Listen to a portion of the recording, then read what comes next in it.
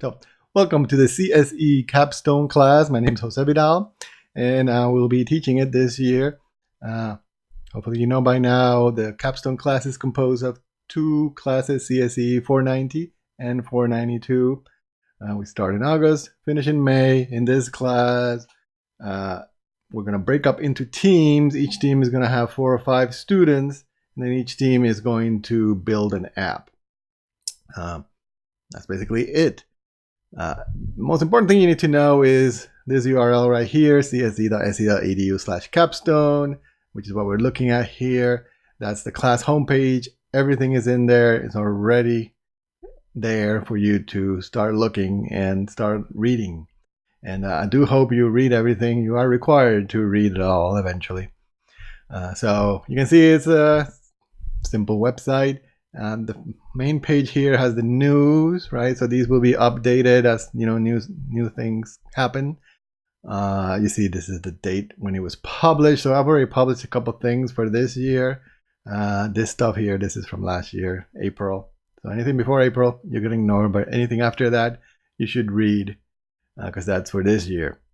So over here in the left-hand side, we have the little menu. So that's the news we're looking at. We have the syllabus, very important. We're going to go over that in a second. We have the milestones. The milestones are the homeworks. We're going to go over those in a second. We have the lectures. All the lectures are online and they're here. We have some forms that you have to fill out, and we have project videos from last year. So these are videos that the students made, little video demos from previous years. You can go check them out if you want to get an idea of what's expected for this class. So I'm going to start over here with the syllabus. So here it is for 490. That's my name. That's my email address. And on GitHub, that's at Jose M. Vidal. It's my handle. So whenever you do that, the way GitHub works, if you mention somebody like that, that person will get an email. I will get an email and I will reply. Otherwise, really, I won't be reading your stuff because there's just too much of it. But if you want to reach me on GitHub, that's how you do it. It's my office hours in my calendar. My office is in Story. That's the new building, second floor, 2231. The TAs, I don't know yet, but once I do, their email addresses and GitHub addresses will appear right here. For this class, there's no textbook, but I highly recommend you read The Pragmatic Programmer from Journeyman to Master. It's a very nice book.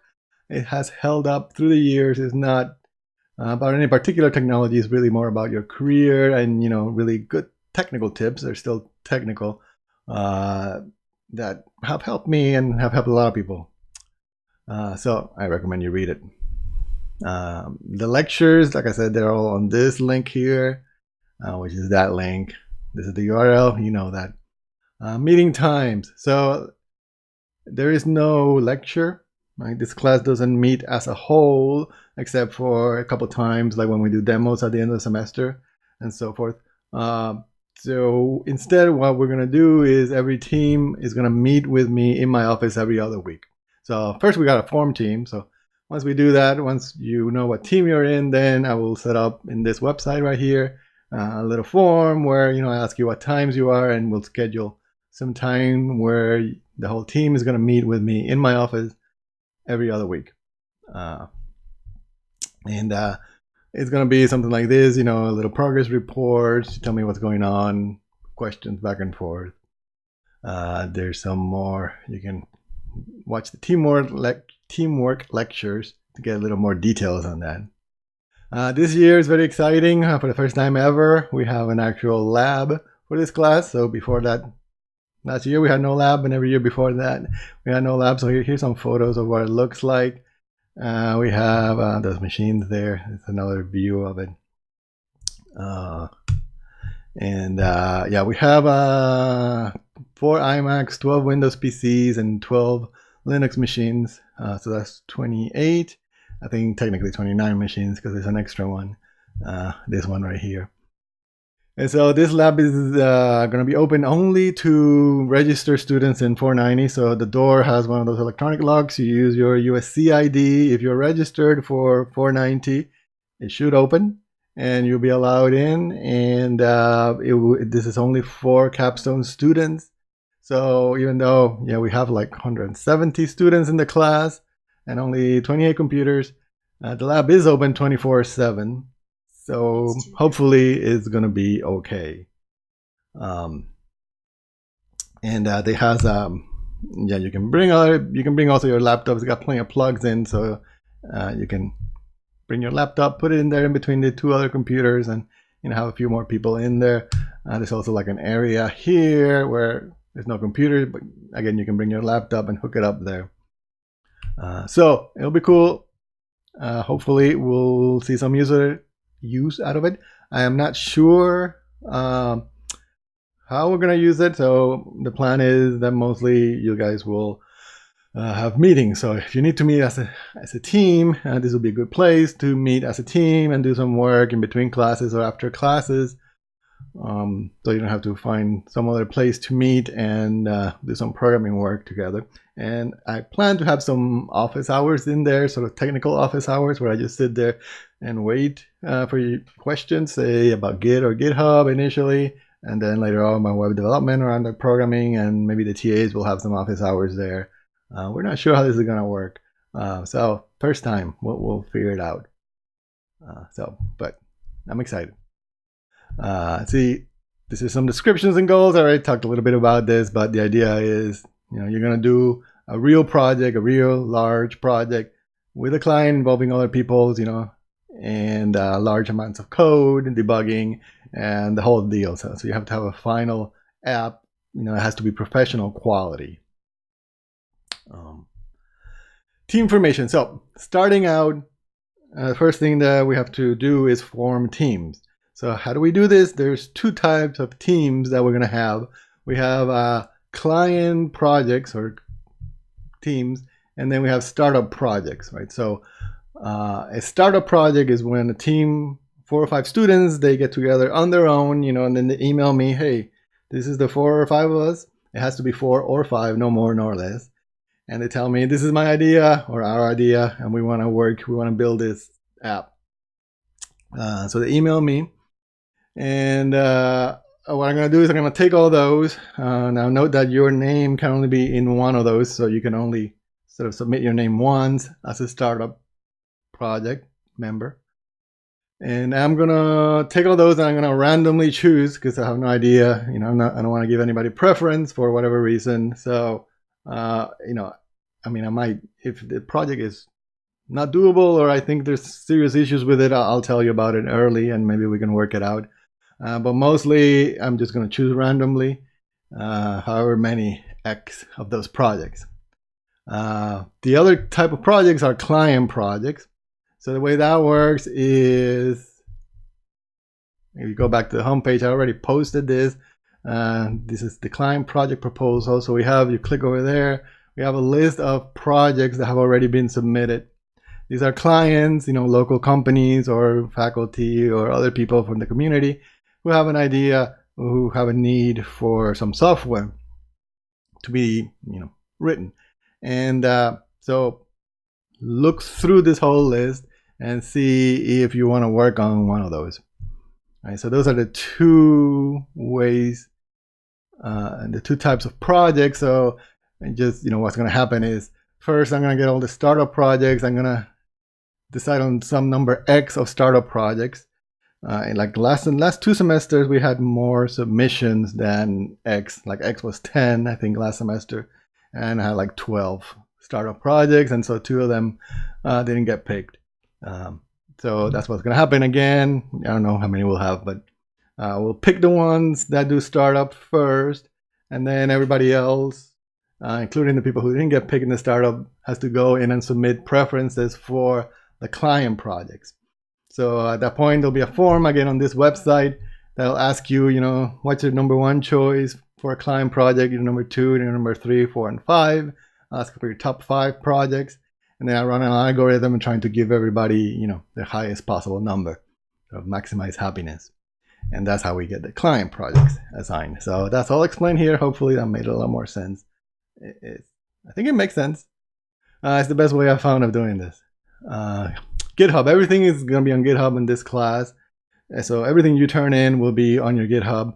So you will get a private repo after, obviously, once you form teams. So first we form teams, then you tell me your team name through a form in this website, and then I will give you a GitHub repo. After that, everything you do will be turned in on that GitHub repo. You're going to be using the wiki pages, we're going to be using the issues, and of course the actual Git repo a lot. Grading, here's how the final grade is determined. These are each of the milestones and what percentage of your final grade that constitutes, right? So you see they add up to 100. So look at those. Now note, this is very important. We have this one here called personal contribution. It's up to 100. So that means, basically it means if you do nothing, even if your team does, so you do nothing and your team does a great project, the project gets an A, you still fail the class because you did nothing. That's what this is all about. Is mostly the personal contributions. What I'm looking for is everybody in the project has to have a significant code contribution, and just in everything, but definitely in the code part. How do I determine your personal contribution? Well, it's right here. That determine your personal contribution. I will be looking at first the peer evaluation. So we do a survey at the end of the semester where everybody in the team tells me, this is like a secret survey, they tell me what everybody else in the team did, and I'm going to use that. I'm going to use the personal log. That's one of the milestones. We'll talk about it in a second. And of course, most importantly, the Git log. I will be looking at your commits, both in the repo and in the wiki. They're both under Git. And then finally, just attendance to our bi-weekly meetings. So I take all those things into consideration, and that's how I calculate your personal contribution. Mostly, it's going to be just, satisfactory, fair, and poor, right? It's not a grade. It's just most, like 99% or 90% of the class will be satisfactory. They did good. But there are always a few people that do very little or nothing. And we have to point that out.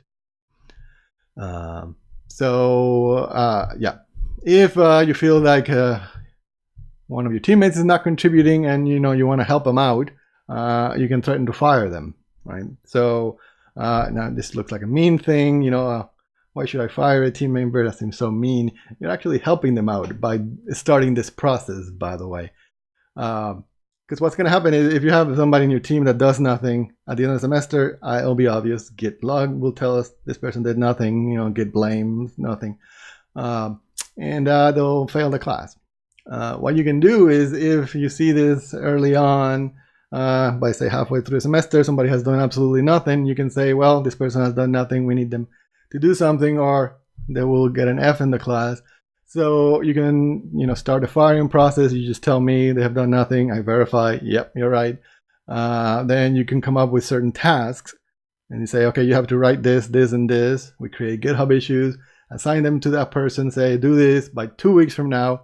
And if they don't do it, then, they get fired. They get an F in the class. But if they do it, now they did something and they can stay. And it has worked. Right? It does.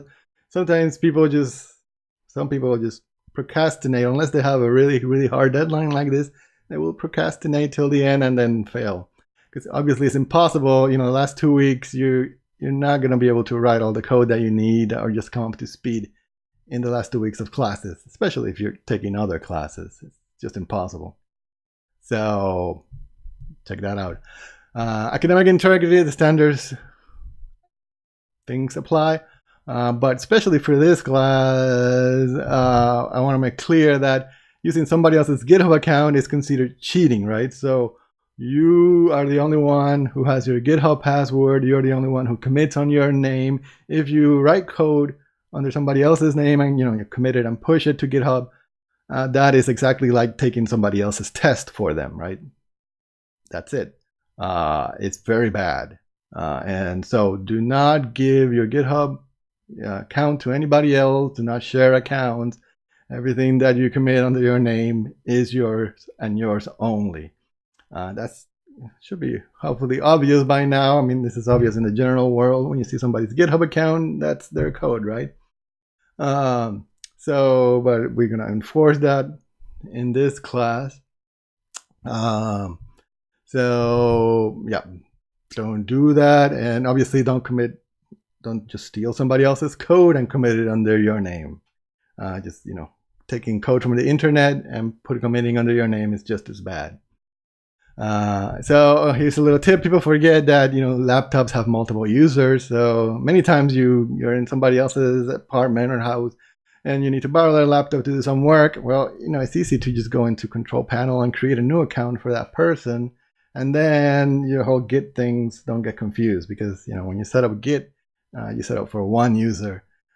So it can be kind of a pain to switch users, etc. So if you need to borrow somebody's laptop, just create a new user account and then you can switch back and forth pretty quickly and it works pretty nicely.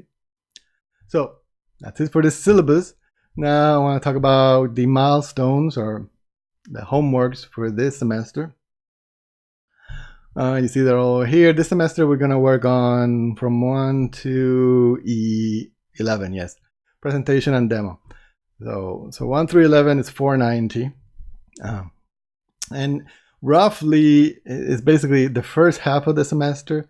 We're going to be doing like design stuff, talking to the client, figuring out what you're going to be programming, what they want, what features they want, what features they don't want, what it should look like, etc. And also doing what I call research, which is basically learning your new platform. So say you're going to be building a new Android app. You've never done any Android programming. That's fine. Nobody has. Pretty much almost nobody has in the class.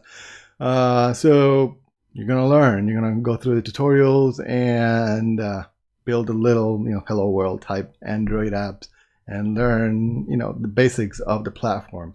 All this through the first half of the semester up until here, where around the midpoint in the semester, you start working as a team. So on the midpoint, then you're like, okay, we're going to start actually programming. You create the shared repo code and you start building the app.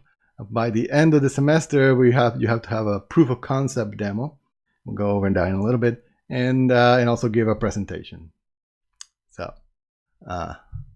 the specifics of each one are over here. So the first milestone is forming a team. You got to form teams. Pretty straightforward, pretty easy. So it just tells you what you're going to be doing, just have a meeting, etc. This is, just getting to know each other stuff. There's the personal log. This is the ones you form a team, and then I give you a repo. There will be a wiki page that you have to create. That's your personal log. So Jose's personal log. And in that personal log, every week you have to say what you did. So there's a little example here. You can check out. It's pretty straightforward. It should take you like literally 5 minutes a week. It's not meant to be super long, big time commitment. It's just meant to be a way for us to keep track of what you're doing, and really also very useful for people in the team to keep track of everybody else in the team because it's going to be on your repo. All the other team members can see it. So it's another way of people keeping track of what everybody else has been up to.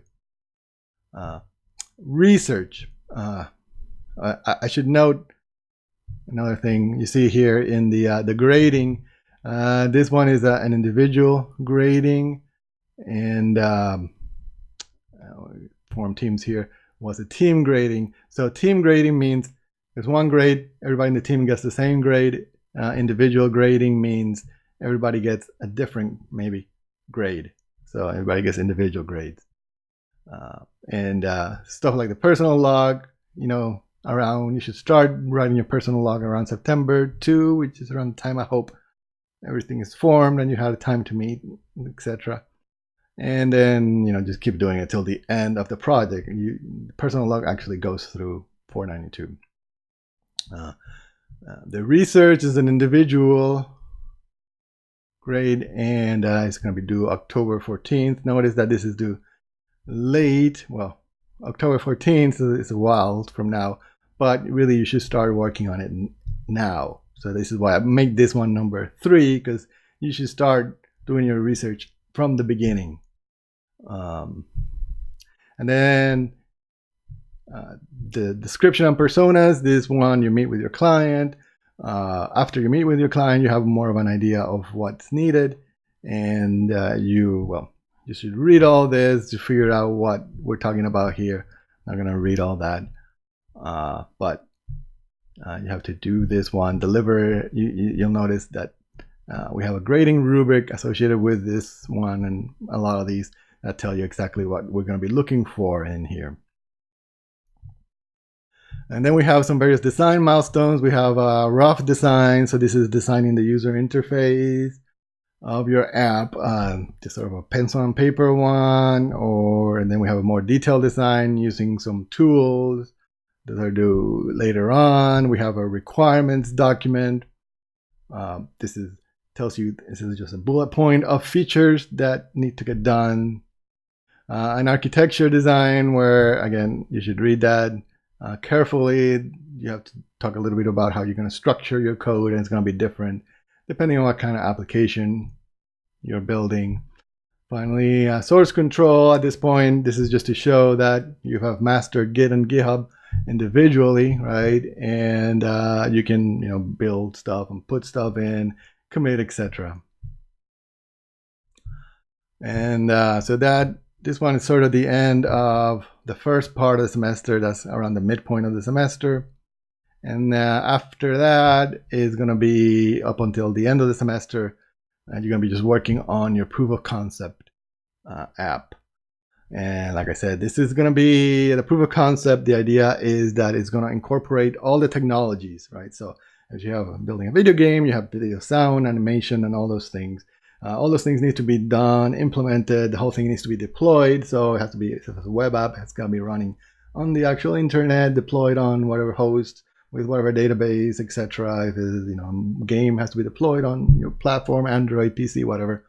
So it has to be like a real working thing that implements all your technologies and uses all the technologies you're going to be using and does, something. Maybe a little guy jumping around with the game. So it doesn't have to look a lot like the final product, but it's got to have all the technologies incorporated in it. And the reason we do that is what we call the tracer bullet implementation. So because at this point, if you do this right, you have used all your technologies, everything works well together, you can deploy. Basically, you can do this. All you need is a lot more code, which is what you're going to be doing in 492.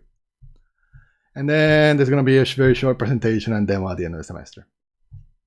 So that's that for the milestones. The lectures, you should start watching these as soon as classes start, right? So there's the welcome video, which is this one, and then we're gonna have a teamwork lectures. I noticed that these are YouTube videos, but they are playlists actually. So this is 1 out of 3. You should watch all 3 videos. And like in this one, then I also have some text here, sort of, because it works out better to have these out here, so you can cut and paste them into your GitHub repo. So this explains how we're going to be using GitHub and stuff. Then we have some design lectures. You should watch those. I noticed that some of these have resources, books down here that you can use. That one's not loading now. I don't know what's going on. And then we have some software development methodologies, or just development lecture, an architecture lecture, and then a lecture on Git itself, and a little bit, this is actually mostly about Git and a little bit about GitHub and revision control.